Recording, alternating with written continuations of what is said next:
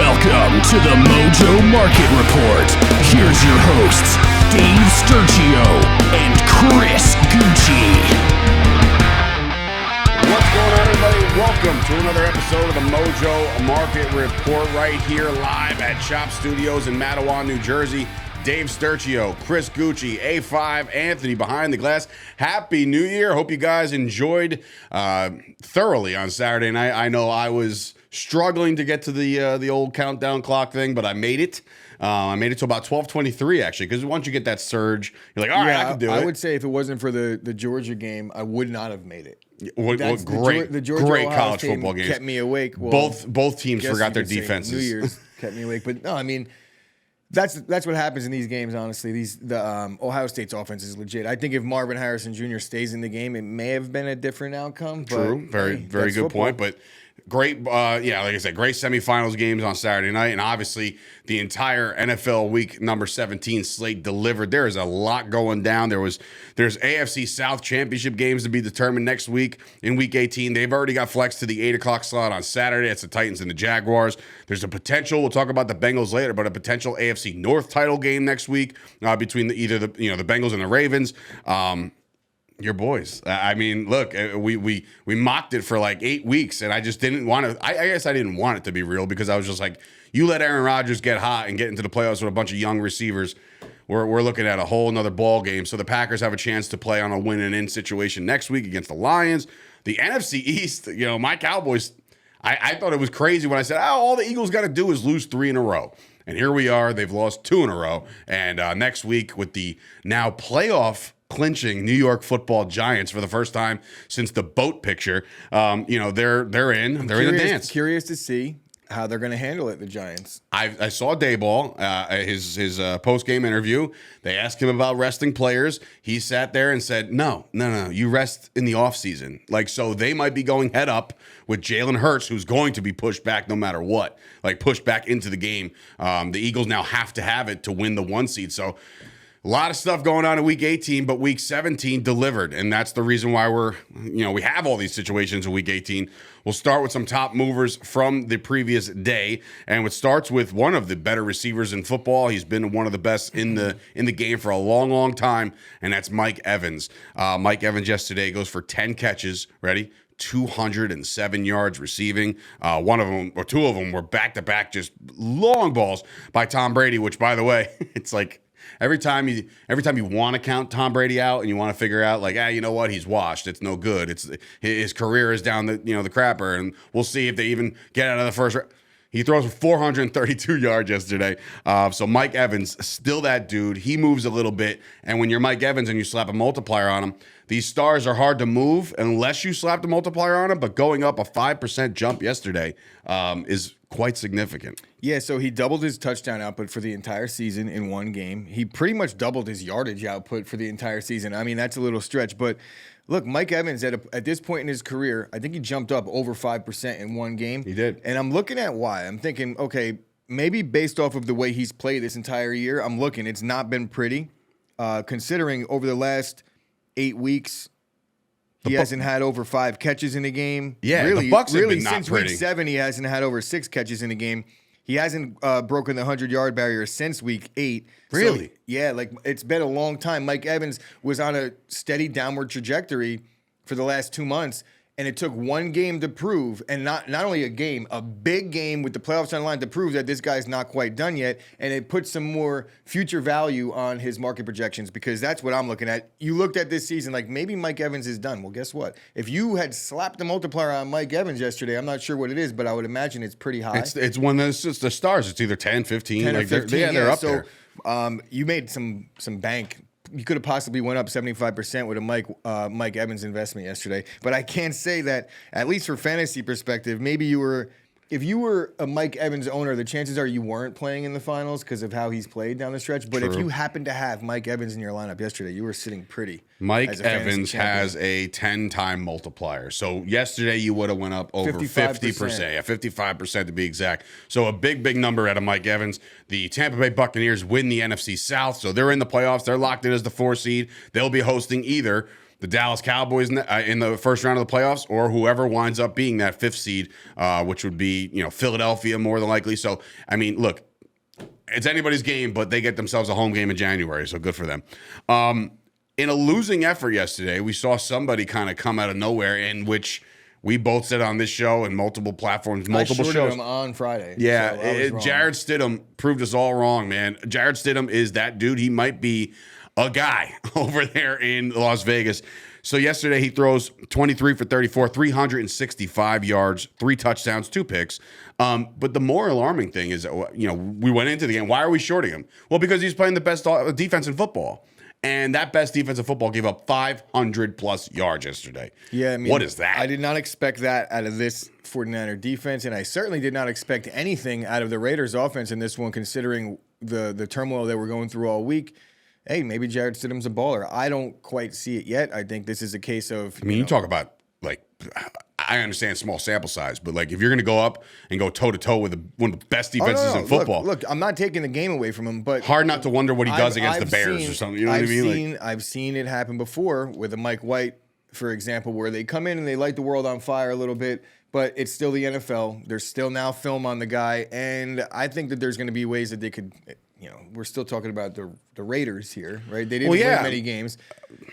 Do you think Stidham is the guy going forward? Do you think that's where they're moving from Derek Carr? I don't. The only thing I could say is this. Stidham is a Josh McDaniels guy. That he was drafted with McDaniels on the staff, so there was some kind of belief in the fact that maybe he can run. He was brought in from New England. That's what I'm saying. But when McDaniels was in New England, they drafted him there. You know what I mean? So that decision had to come from McDaniels and the crew over there with obviously Belichick and Kraft and all the decision makers. But now you bring him over here in a trade nonetheless. You know what I'm saying? It wasn't like, oh, he's a free agent. Josh McDaniels went out and got this guy and said, you know what?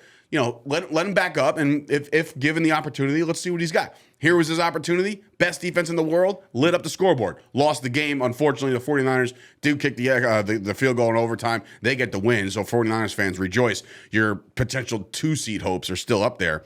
Or 1 seed if things fall the way they want them to fall. But yeah, Stidham, it's interesting. We'll see how it plays out. I think he played himself into at least a competition, an opportunity to compete for a starting job next year, depending on who they bring in. But if it's Tom Brady, he's going to be a backup. No. Well, yeah. Well, that's the thing, man. After you watch Tom Brady go, now you're thinking like Tampa Bay might go out there, entertain the fact like maybe just one more go. There's a lot of things going on. I saw something yesterday was like there's a lot of Tom Brady rumors, maybe to Vegas. Maybe is he gonna? Tom Brady is at a point in his life where I don't know if he wants to move again. Like his family. I know he's got a private jet, so it's not. Let's just think about this though. Tom Brady lives across the street or across the rich person pond or wherever he lives in Florida. There's his kids are right across the bay. I guess you could call it Tampa. Right? Get it? I guess it would be a bay, right? So Tom Brady's kids live right across the bay. He's going to move to Vegas on the heels of a divorce. Like Giselle bought the place across the street. Run that sentence back. Do you think a freshly new eligible bachelor Tom Brady wants to move to Vegas? No, judging by his Twitter account over the weekend, I do not think he wants to leave. What's his Twitter account say? Oh, God, I'm not going to get into it Oh, here, no. Was it all like, I miss my kid? It's a little cringe, but that's all right. Just write her a letter, handwritten. Girls like that stuff. Tom Brady, I think Tom Brady either stays. I know that I was just the guy saying all these rumors. That's all for we shall fluff. see. I think Tom Brady's a Buck next year. Yeah, I was going to say that there's a possibility he stays there or Miami if the Tua thing don't play out right. Oh, no. Anyway, how about a quarterback who stunk up the joint? And it stinks because, look, the Jets quarterback situation has been just abysmal the entire year. And we're talking about Mike White. Now, the hype behind Mike White, Jets fans were rejoicing in the fact that he was finally cleared to play. Define cleared to play because he looked like he was banged up the entire night. He was still taking a bunch of hits. Mike White goes 23 of 46 for 240 and throws 2 picks. The Jets are in trouble. The Jets have officially been bounced from the playoff contention, so we'll be talking about those guys this week in our eliminated team segment. But, the Jets are done. Mike White, done for the year, obviously. I mean, next week he'll play, or they can go the other kid, the Tebow-looking kid. And I say that because all he does is run. Or they go Zach Wilson again. Listen, the Jets are in disarray right now, but the biggest question is, are you in or out on Mike White going forward? I'm asking you. Look, You already know that I'm out on Mike White as a starter. I think Mike White's the Jets' backup next year, so that's a good spot to be in, I guess, right? Because you see what's happening. We don't know who the starter is going to be, but I don't know that the Jets are going to be able to trade Zach Wilson for much more than they got for Sam Darnold. So at best, a third. They're not trading Zach Wilson.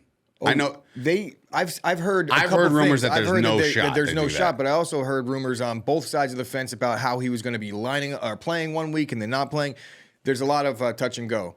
One day it was we haven't given up on him. Then the next day in the news it was there's no way that the Jets are keeping Zach Wilson. Robert Saleh's in a tough spot because I think that he's done a fairly decent job, all things considered. He's a defensive guy, right? And you bring him in, and what's going on with the defense? You see any fraudulent stuff over there too, with the the hype behind Robert Saleh? I mean, the guys were 7-4, ready to go into the playoffs. Well, now they're 7-9. Well, I wouldn't say fraudulent because I think he's a very good football coach, but he has real deficiency on how to figure out what to do on offense. I know LaFleur is probably a good offensive coordinator, but really, when you use the number 2 pick on a guy that's not panning out in this day in the NFL, where he's now 2 full seasons such a in, valuable and capital he's not panning out. It really makes it hard on whoever's in charge there at terms of the head coach. I think Joe Douglas should be getting a look more so than anything. I know he's done a really good job drafting, and he really has. But that one right there missed a lot too. They have, but if you look at it, the receivers are good. Breece Hall, I mean, the injury you can't really. Yeah, that's true. I mean, I don't know. The offensive line seems to be coming together. They're doing it right. Injuries happen. The defense is playing exceptionally well. They got Sauce Gardner, so they've made some really good draft picks. And those guys were on lock. There was no T.J. Lockett. There was no DK Metcalf to speak of. So the Jets have made really good draft picks, but that one that's rearing its ugly head is the Zach Wilson one.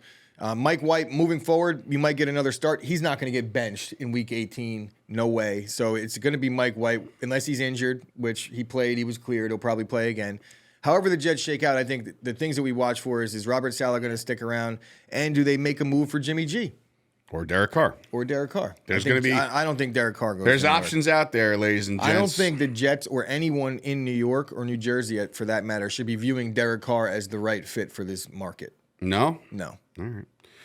If you Jets, cry on the podium the way he did in Vegas, they will not let you Jets live. have a chance to knock out Miami officially next week in Week 18. So Mike White's going to be bringing it for that reason and that reason alone. It's in the Meadowlands? It's in Miami. Short Mike White. All right. All right. So this guy's going to move into my – he's already in my portfolio, but he's in my the portfolio section that I have. Like you can't divvy it up in the app itself, but I have it written down in notes. This portfolio, players that I'll never, ever touch, meaning like let it go, coast, and just make your money. Austin Eckler. This dude is a touchdown machine, right? Yesterday, he leads my team to a fantasy football championship, which, by the way, he promised everybody. You draft me, I'll get you a championship. Guess what? He lives up to the billing. So, you drafted him. I know, you should have. If you invested in Austin Eckler when Mojo debuted a couple months back, you could see that his price is up there with the upper echelon of running backs in the league. Now, the way you make money on these guys and potentially lose money is the multipliers. Austin Eckler shows up every week. Austin Eckler went for 10 rushes for 122 yards, 2 touchdowns, a 73-yard touchdown where I kind of slowly put my hand up in the air. I was at my I was like, I knew I was taking the championship right there. 4 catches for 39 yards. Chris, is he the best offensive weapon in football? Outside of, I want to say he's in the conversation, him and CMC. Are those a 1-2 punch of football, meaning out of the backfield, rushing? I wouldn't say he's the best weapon. I think there's some wide receivers that you could make a case for being the best weapon. But yeah, I mean, out of the backfield, he's the most versatile back in football. Guy's got over 100 catches out of the backfield. CMC. Yeah, I mean, he could use a little bit more in between the tackles, but how could you really built sit like here? that?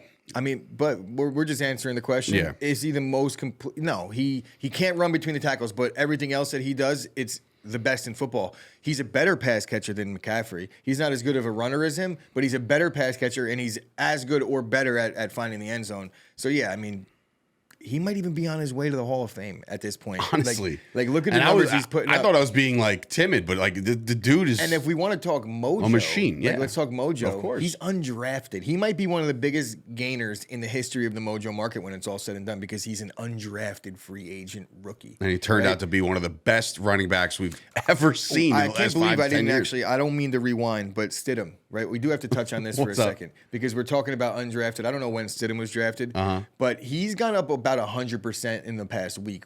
That was what his graphic was when you guys were looking at it. You see the two stairways that went up. Stidham went up when go he got back to Stidham real quick. Stidham went up when he got the this. job, right? And Yeah, that's a typically, week chart right there. you see the 97% spike over up a when he week. got the job, but then when you have a guy that has very low expectations against the defense that he was playing against, you don't rarely see. Most of the time, you see, oh, he's getting an opportunity, and then he gets an opportunity, and because he's a backup, it goes down when he plays. Look at this guy; he's up 100%. So hopefully, you were, you saw the Stidham thing, and you were like, oh, I did the 49ers see, there defense was is, actually, is you know due what? for a dud. Hold on. There has to be. I believe I saw this on Mojo's social media Somebody on the actually Instagram. went long on- Somebody went long on Jarrett Stidham, and it's somewhere around. Yeah, here we go. The bet was a $392 bet that he went in on with a 2-time multiplier. His $392 turned into $1,100 because of Jarrett Stidham. So congratulations to the nameless here, but I will tell you, that's how these things are done here on Mojo. That's how quick it can happen on Mojo. You can make that money, cash out whenever you want, or ride the wave, right? You got the Chiefs next week. All right, get out now. Because hey, just That's get out. That's a gutsy bet right there. It is a very gutsy I'm bet. proud So- of whoever did that. Yes, that's a very, very good thing. All right, one more mover for the week, and that is a member of the 2022 playoff clinching New York Football Giants. I knew that brought, I don't have to look over there, and I know that brought a smile over to A5's face, the resident Giants We're all fan. happy here We're all today. happy. Listen, Cowboys, Packers, and Giants all playoff bound. I mean, we're all loving this right now, but we'll all hate each other in about 2 weeks. But what I will we say, gotta win. We gotta win. you're in the playoffs. Stop it. I agree. I say that now, and I'm just saying. I agree. And God throws his 4th touchdown of the day. But anyway, Richie James, And right? the Lions pull within 14. The Packers already have 40. It's Stop. like, and Jordan Love's putting his helmet back on for his second series, right? But anyway, back to Richie James, right? This dude balled out again yesterday. There is one stat that jumped out at me this morning about Richie James, right? So clearly his price is significantly low. You can kind of get the feel that this kid might be a significant role player going forward. So you're never going to get him this low. But here's the stat I want to talk about. Yesterday, just for yesterday's purposes, 7 catches on 7 targets, 76 yards, a lot of sevens, and a touchdown, right? But here it is. Ready? You're never going to believe this. Chris, do you know what sometimes they talk about catch percentage, right, to targets, right? Richie James has an 81% I'm looking, yeah. catch rate, right? Ratio, right? Whatever the hell you want to call it. He leads the league. He's the best receiver in football when targeted.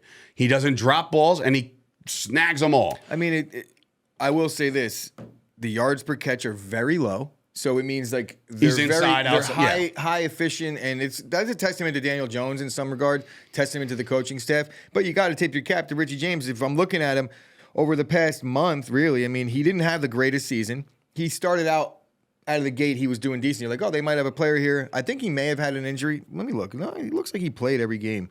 The Giants have had their share of injuries at the receiver position, but of late they've been looking for somebody to step up. Here he Richie is. James, here he is. Look, Richie James. 9 targets, 5 targets, 11 targets, 7 targets. Right. They're looking his way. Prior to that, he had only had 6 was his most. So it's this is a increasing. big- and he's yeah. had a couple games with 0 in a row. Yeah, but all I'm saying is this. Going forward for the Giants, if they're going to lock down Daniel Jones, which rumors and reports have said they're going to do that, and Saquon, so both of them are I think getting Galladay contracts. will be done after this year. Galladay's gone, right? You have Shepard coming back from ACL for his second time, so that's a tough situation. I think one of these guys is a free agent. Slayton might go, I think got to he's a free assume. agent. But here you have Richie James. Oh, by the way, did you see the Kadarius Toney day yesterday? He had like 70 yards receiving. But this guy might be your answer. Juju's gone now. Yeah, well, we'll see about that. Well, I think Kadarius Toney's the new. That's why Juju's gone. Juju's on a 1-year deal. Yeah, well, maybe Juju winds up in New York. Who knows? But all I will say is Richie James has found himself a nice little role heading into the playoffs. The Giants are rolling right into the playoffs. They beat the brakes off the Colts yesterday. So now next week, do you rest them? Do you start them? We'll see. Obviously, Brian Daboll is going to keep that close to the vest, but the season finale is against Philadelphia. And I'm telling you guys, think about this logically, Giants, okay? Think about this logically. A couple years back, you needed the Philadelphia Eagles to do a job. They didn't do that job. They laid down and they let the Washington Commanders in, and you were eliminated. Don't you forget that. Bring that energy in week number 18, okay? Beat the Eagles. It's going to be Jalen, the Grim Reaper Roper Hurts. Trying to embarrass me on that. Beating up on the Giants in week 18. But it doesn't matter. The Giants are in. Giants are in. So that's your week 17 top movers. We do got one more to play tonight, Monday Night Football, for the final time in the regular season, because there is no Monday Night Football game next week. However, there will be a Monday Night Football game in the playoffs, which, again, just mind-numbing. But anyway, big game tonight. The Buffalo Bills travel to Cincinnati for Monday Night Football, and the Bills right now hold on to the 1 seed. The Cincinnati Bengals have not only a chance to wrap up the AFC North, but to just jump into a higher seed themselves. They would actually push the Bills back down to 3rd. The Cincinnati Bengals would move up to 2nd, and the Chiefs would move to 1st with a Cincinnati win tonight. So that's as far as the teams are concerned. Now, as far as the Mojo Market, guys are going to invest in tonight.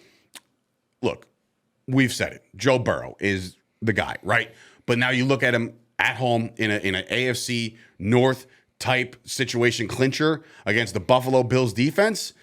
What's your play on Joe Burrow? I know Joe Burrow's been. Joe Burrow's in my portfolio and he's not going anywhere, not for a long time. So yeah, I'm not worried about the Bills defense. I'm worried about the Bills offense. I don't think the Bills offense is. I think the Bengals defense is playing at such a high level right now. They've been really getting after it. I think that's what we have to worry about. The Bengals, they're the team to beat in the AFC right now. I wouldn't say it's clear, but I think that there's a level of disrespect that they feel where it's like, we're the defending AFC champions. Well, I think Mixon went out there and said they're the top dogs. Yeah, they're the defending AFC champions, and right now they're on a roll, and it's coming at the right time. They just beat up on the Chiefs. They've owned the Chiefs. I think that this is a game where they could go in and they could solidify themselves. They have no worry about going into Kansas City. And truthfully, I think Kansas City is going to have some hard time in the playoffs against those two offenses that we're looking at on that screen right there. Either one of them is going to be tough to deal with. I like the winner of this game to maybe even represent the AFC in the Super Bowl. Really? Yeah, and I know that it doesn't necessarily mean the loser can't. I just say it really puts them in a very strong position. The Bills having to go on the road to potentially Cincinnati and Kansas City. And then really the winner of this game, it looks like, honestly, these two might be meeting in the second round.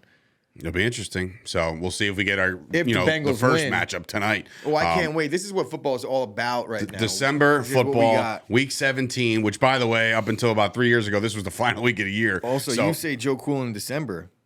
It's Joe Cool in January. Okay, this is true. Oh, wow. Hello. We're in January now. We're also in 2023. I had no idea up until right this moment. But anyway, that will do Monday Night Football preview. Again, you have to watch it, get involved, download the app, do yourself a favor, follow us on social media. It is 2023, guys. A big year ahead for Mojo. Follow us on TikTok, Instagram, Twitter, @Mojo, MOJO. And of course, join the Discord, a daily conversation.